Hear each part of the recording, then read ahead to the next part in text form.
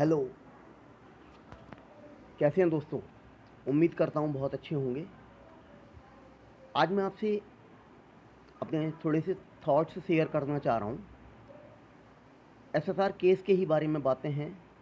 क्या करें, other subject से बोलने की बीच बीच में कोशिश करते हैं और बोलते भी हैं, बनाते भी हैं वीडियोज़, लेकिन जो देख रहे हैं, सुन रहे हैं, तो उसको देखकर मन व्यथित हो जाता है और वेदना इतनी ज़्यादा मन में आ जाती है कि फिर उसी सब्जेक्ट पर बोलना पड़ता है, ना चाहते हुए भी। रिया ने एक लिस्ट बनाई है। किसके अगेंस्ट? आपको मालूम होगा, पेपर में भी आ चुका और टीवी पर और सब जगह इंटरनेट पे तो पूरा वायरल हो चुका है कि एक लिस्ट बनाई है, शायद उसमें हम लोगों के भी नाम होंगे। एक एक से वो बदला लेगी। उसकी जो घर की पड़ोसन, किसी ने, डिम्पल नाम की पड़ोसन ने जो बयान दिया कि 13 तारीख को रिया को एसएसआर ने, सुशांत सिंह राजपूत ने वहाँ छोड़ा था रिया के घर पे, उसके अगेंस्ट उसने पूरा लीगल एक्शन लिया है। और उसका कहना है कि मैं सबके अगेंस्ट मतलब कार्रवाई करूंगी। और 28 दिन वो जेल में क्या रह के आई है, ऐसा लग रहा है कि वो पागल हो चुकी है, मेरी नज़र में तो, है ना। स्वरा उसके सपोर्ट में सेलिब्रेट कर रही है। स्वरा जो, जिसकी कोई हैसियत नहीं, as an actress, as a social worker, बहुत बड़ी फेमिनिस्ट बनती हैं। और बहुत सारे लिबरल्स भी भैया इसमें इसके साथ हैं। रितेश देशमुख जी, जो कि Vilasrao Deshmukh, former chief minister of Maharashtra, उनके बेटे हैं और एक एक्टर भी हैं। मैं उन्हें बड़ा अच्छा समझता था, लेकिन बड़ा दुख हुआ कल ये जानकर कि वो उसको सपोर्ट कर रहे हैं, रिया को। बाकी तो सलमान खान वगैरह वगैरह जितने भी लोग हैं, आधे से ज़्यादा बॉलीवुड रिया के सपोर्ट में ही। आधा क्यों कहें, 80% से ज़्यादा होगा शायद। तो मन बड़ा दुखी है इस बात से कि एक तो आप कत्ल की साजिश में एक्यूज हो, अभी तक क्लीन चिट नहीं मिली है, सिर्फ बेल मिली है, उस पर इतना हंगामा, उस पर इतना नाटक रिया की तरफ से और रिया को सपोर्ट करने वाले। इधर बॉलीवुड के जो 34 लोग हैं, वो रिपब्लिक भारत, जिस टीवी चैनल ने सत्य को दिखाने की कोशिश की, उसके अगेंस्ट जा चुके हैं दिल्ली हाई कोर्ट में। और तो और जो दो बड़ी कंपनी हैं विज्ञापन देने के लिए, उन्होंने अपने हाथ खींच लिए, यानी कि मना कर दिया रिपब्लिक भारत और टाइम्स नाउ चैनल से कि हम इसमें, पार्ले वालों ने और दूसरा एक और है ब्रांड, उन्होंने कि हम आपको विज्ञापन नहीं देंगे। यानी कि उनकी कमाई पर सीधा सीधा असर आ गया। अर्णब जी दुखी हो गए। ये सब एक प्लानिंग चल रही है, हम सबका मन, यानी जो एक तरफ हम लोग जो चल रहे हैं उससे हमको डाइवर्ट करने की। तो डाइवर्ट तो खैर नहीं होंगे हम। हिंदुस्तान की जनता बहुत समझदार है। बच्चे बच्चे के हाथ में एंड्रॉयड फ़ोन है। आज सोशल मीडिया की ताकत से ये लोग घबरा गए बहुत ज़्यादा। और रिया, जिसको अभी क्लीन चिट नहीं मिली है, तब वो इतना बड़ा नाटक कर रही है। सबको मालूम है कि कितना बड़ी अमाउंट में पैसा एसएसआर का रिया ने स्नैच कर लिया, छीन लिया। लैपटॉप ले गई, उसका मोबाइल ले गई, सारे एविडेंसेज ले गई। और जो थोड़े बहुत बचे भी होंगे वो उनको अब डिस्ट्रॉय कर दिया जाएगा, है ना, क्योंकि अब वो बेल पर है। सतीश मानसिंदे जी कितने बड़े वकील हैं, मोरली कितने बड़े हैं, ये तो हम और आप देख ही रहे हैं कि वो पैसे के लिए कुछ भी कर सकते हैं, है ना। और एक डॉक्टर सुधीर गुप्ता जी हैं, वो तो बिल्कुल ही डिसअपियर हो चुके हैं। उनका ना तो फ़ोन उठ रहा है और ना वो सामने आ रहे हैं। जिन्होंने एक रॉन्ग रिपोर्ट बनाई, कल को अगर वो बात साबित भी हो जाएगी तो वो कह देंगे मैंने ये पॉलिटिकल प्रेशर में किया था, क्योंकि वो पहले भी एक बार ये बात कह चुके हैं सुनंदा पुष्कर जी के मामले में कि मेरे ऊपर पॉलिटिकल प्रेशर था। तो देखिए, इंडिया में जो बड़े बड़े पोस्ट पर बैठे होते हैं वो पॉलिटिकल प्रेशर में क्या क्या करते हैं। तो हम लोगों को तो समझ में नहीं आता कि हम डेमोक्रेसी में किस तरह जिएं। ये डेमोक्रेसी है या एक तरह की ऑटोक्रेसी, इनडायरेक्टली ऑटोक्रेसी हो गई ये तो, कि कोई भी जो ब्यूरोक्रेट्स हैं वो ये कह देते हैं बाद में कि हमने ये काम, ये गलत काम हमने पॉलिटिकल प्रेशर में किया। आज इतनी बढ़िया सरकार के बावजूद भी हम परेशान हैं। छोटी छोटी बच्चियों के साथ बलात्कार हो रहे हैं। सड़क चलते किसी भी व्यक्ति को कहीं भी लूटा जा सकता है। मोबाइल छीनना एक आम बात हो गई है। रेप के इतने केसेस जो हो रहे हैं कि एक रिपोर्ट में बताया गया पर डे इंडिया में जितनी रिपोर्ट्स जाती हैं उसके अकॉर्डिंग, यानी उसके हिसाब से 11 रेप के केस पर डे होते हैं।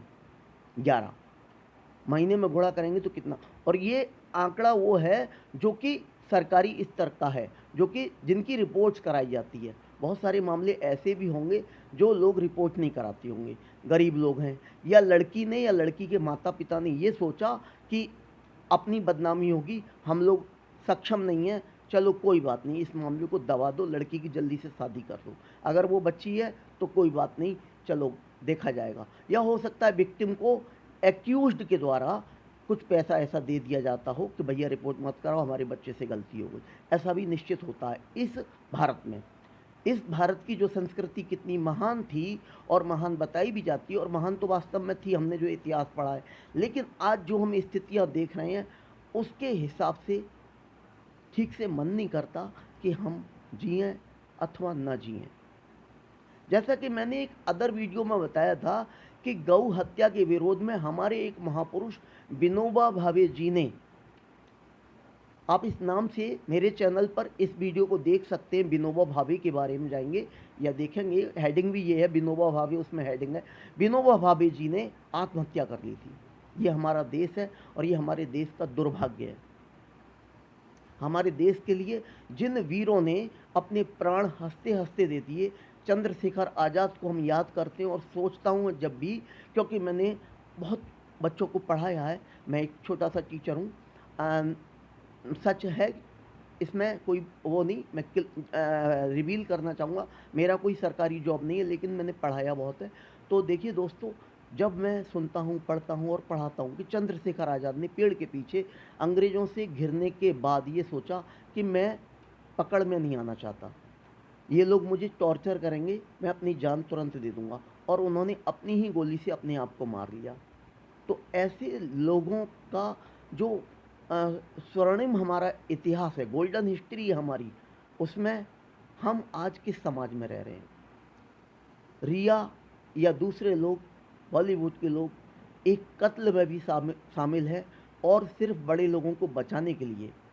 अदर वीडियोज में भी मैं बता चुका हूँ, इसमें आदित्य ठाकरे शामिल हो सकती हैं, सूरज पंचोली दिशा सालियान केस में शामिल हो सकते हैं। मुझे लग रहा है पक्का वो शामिल है, क्योंकि वो उस दिन पार्टी में मौजूद थे।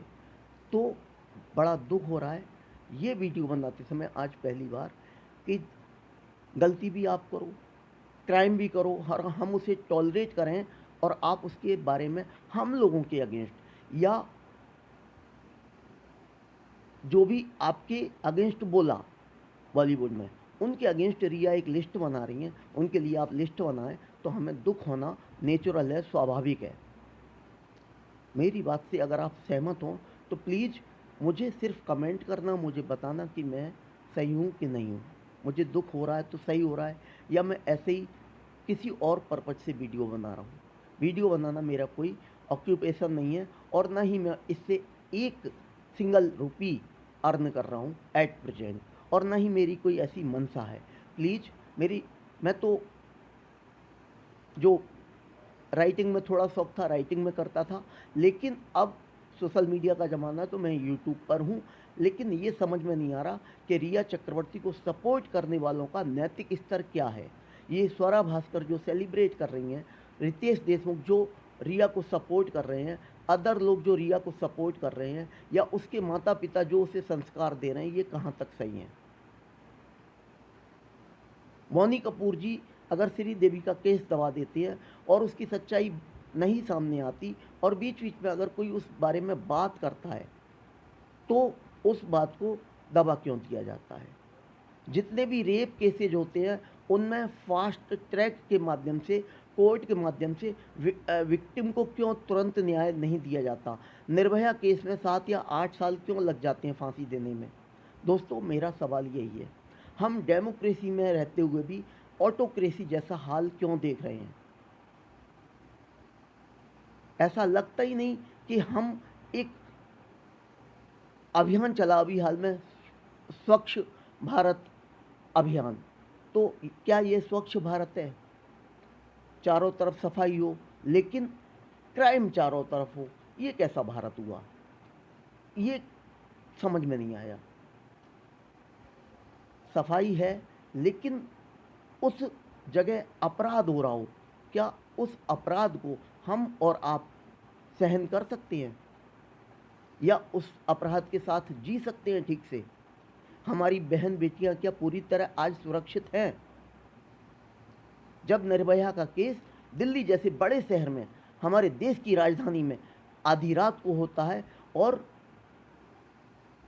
इतनी हद दर्जे की दरिंदगी होती है कि वो आखिरकार को मर जाती है और एक आक्रोश आता है जनता के मन में, बहुत सारी प्रदर्शन होते हैं, तब जाकर कहीं 7-8 साल में न्याय मिलता है, उसके गुनहगारों को फांसी दी जाती है। अधिकांश केसों में नाबालिग वाली बात आ जाती है। दोस्तों, क्या अपराध करते समय उस नाबालिग को नहीं मालूम था कि मैं नाबालिग हूँ, या उस नाबालिग व्यक्ति को ऐसे ही संस्कार दिए गए उसके माता पिता के द्वारा कि जाओ बेटा कुछ भी करो? कैसी शिक्षा दे रहे हैं हम लोग? ये अपराधी हमारे समाज में से ही आते हैं। मेरी बात को समझने की कोशिश करो, मैं क्या कहना चाह रहा हूँ। ये अपराधी हमारे समाज का ही अंग है, तो इनके अंदर ये संस्कार देने वाला कौन है? ये इतनी नीच हरकत कैसे कर जाते हैं? रिया चक्रवर्ती एक लड़की होते हुए, एक एसएसआर को प्रेम करने वाली लड़की होते हुए, उसके अगेंस्ट इतना चली जाती है कि उस व्यक्ति को मरना पड़ता है।